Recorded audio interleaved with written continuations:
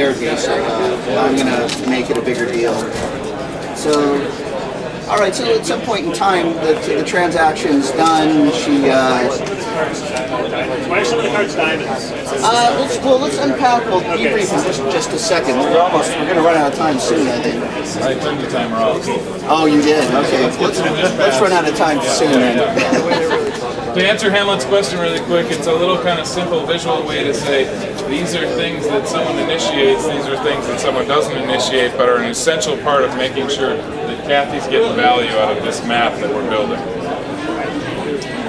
And frankly, making it a diamond or changing the color is just part of the making it up approach of doing this. Keep going, keep going. So let's, she adds items and removes items and... Scan. Eventually the thing is done and she hits total. Okay, so she totals it. Is it just... Getting ready to get your money. Watch your money. Is this just a hit to... Yeah, she gets total. Okay, so she totals. Anything happen? That sounds like a fairly simple thing. It's kind of simple, but all the stuff that's happening in the background then all comes together. We need to get ready to start taking payment from someone. Okay. So yeah, we sum things up, we add in the tax. Stuff that happens, there's a sum and add tax. There's a really big thing that happens in the background, which is where we try and kind of figure out if you bought 2 of these and we advertise you buy 2 of these and you get 1 free, and we call that like package pricing. That's like the buy 1 get 1 free. Yeah, we have 10,000 of these packages, and it's where we make a ton of profit.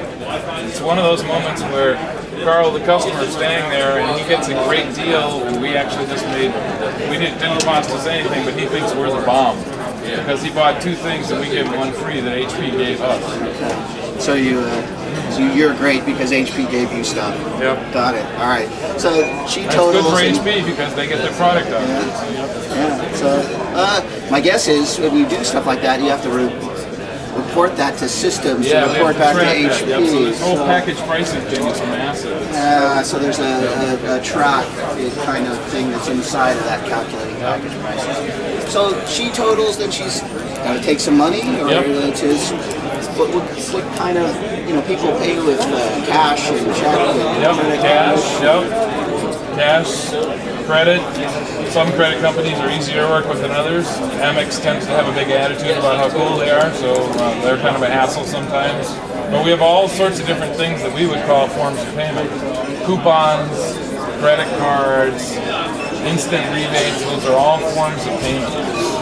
And at some point in time, she's got to, bag it and hand people a receipt, or so. There's a lot of stuff down here, though, because just like on your credit card, there's interaction with the device, and that's very different from cash. Yeah. So we could probably dig into, if customers swipe their own credit cards, so we could tell a little bit of a customer story here about what they're doing at the same time. So, got it.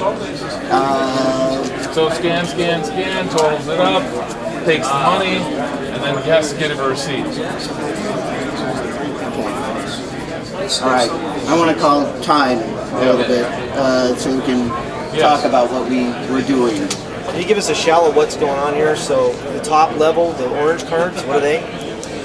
We started by, I started by talking a little bit about what the product was and what the problem was, and Dave naturally volunteered why we're building it, what the goal was, what's important about it. So just, almost aside and those user stories? The orange things are personas. They're really simple descriptions of who's going to get value from this user experience. Roles persona. I don't know, roles tends to be something I spent years kind of having arguments about actors and roles, so it's more a description that Jeff and I can dialogue around to understand the user's experience. Okay, personas. Yep. Orange or personas. One below that is? You just simply walk them through this. We already went through this, you just weren't here yet, so it's a good role. So from the beginning, if we can identify a group of people, so we'll start by saying, okay, well, let's get a group of people, and then we start talking about a day in their life. And now people's talking naturally, big things, like for Kathy, the cashier, she does some stuff to start her day and sell things and return things. And I hesitate, I refer to these as people's big activities, they're big things that people do. Not big features of the system, necessarily, they're just big things that Kathy does. And that's a good delineation between like activities and features, because the problem I see is Once you create feature buckets, it's easy to keep pouring stuff into the feature bucket. Oh, it would be cool if we did this. It would be cool if we did this. And it turns out Kathy doesn't give a rip about that.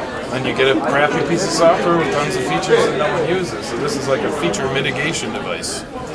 And we're starting at the outset by not trying to understand the product to build, but trying to understand the life of somebody who uses it. And the product we're building starts to become more obvious. So, we start by starting the day, and then you don't have to talk to David long before he starts saying, well, that means that she has to log in and get a cash drawer and get a cash register. And I know if we start to look deeper at getting a drawer, that there's other details like entering in a cashier ID and counting the drawer and things like that. So with all of these, we went to this, the conversation was organic, and we moved to this thing that was kind of on his mind, and that's selling stuff. That's an important part of this. So I know that there's stuff here, but I don't have to go deep. I can go wide and say, okay, let's talk about selling stuff. And as he's saying details, you start to sense that, well, adding items is a big thing, but it's key an item or scan items, and there's different ways to do that. So I think there's another really important thing for you guys to understand is the two of us never ever liked the term epic. What's the first thing you guys think of? What's the first word when I say epic? What do you say? Epic. What do you say? Big. Yeah. So the problem is we immediately start estimating. And what Jeff and I's experience is now we have big things that we're breaking into small things, and in many cases that doesn't make sense to me in this role-playing activity because someone says, choose what should go in some iteration or something, and you didn't decompose it in a way that makes sense to me. You geeked out and ran too fast towards the delivery side of stories, and that's why these maps are estimation agnostic. There's nothing big, it's just a map. That's why I think Jeff's metaphor is so nice. What's ironic here, to go one step deeper on that epic thing, is, the cashier, Kathy, has an experience. She starts the day and sells stuff, and that breaks down to this. And down here in this building a transaction item is this little thing that Kathy isn't really even aware is happening called calculate tax. This is a massive epic from a development or implementation perspective, but it's insignificant from a consumer of the product's perspective. So when you say epic, who makes that evaluation? The relative nature. The other thing that we both see, we came to this conclusion from different worlds. Angela actually is the one who introduced us, and when we started having these discussions, I thought, wow, because I think it was David Patton said to me once, if everywhere you go you find the same problem, you're the problem.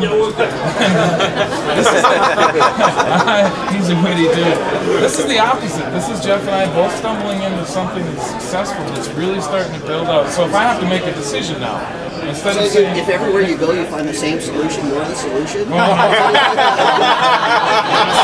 comment would make me seem to love vomit, yeah. But the notion is like when you build these out, then you're asking someone to kind of start constructing things when you move from kind of discovery into delivery.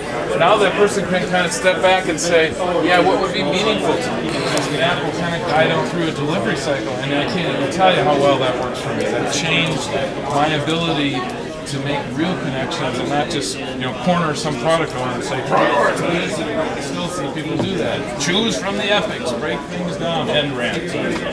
Jeff wrote a nice, much more eloquent spoken thing where he said, "Don't throw your epics away, just change them." So you should. His blog is awesome. You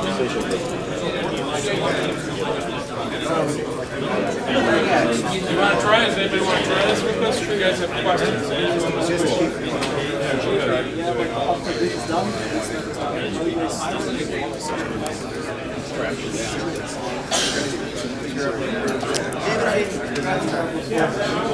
Got my little fingers.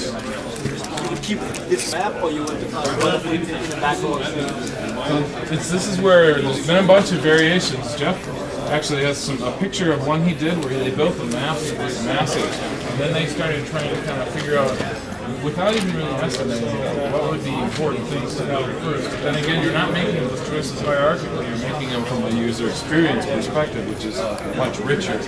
Other times, with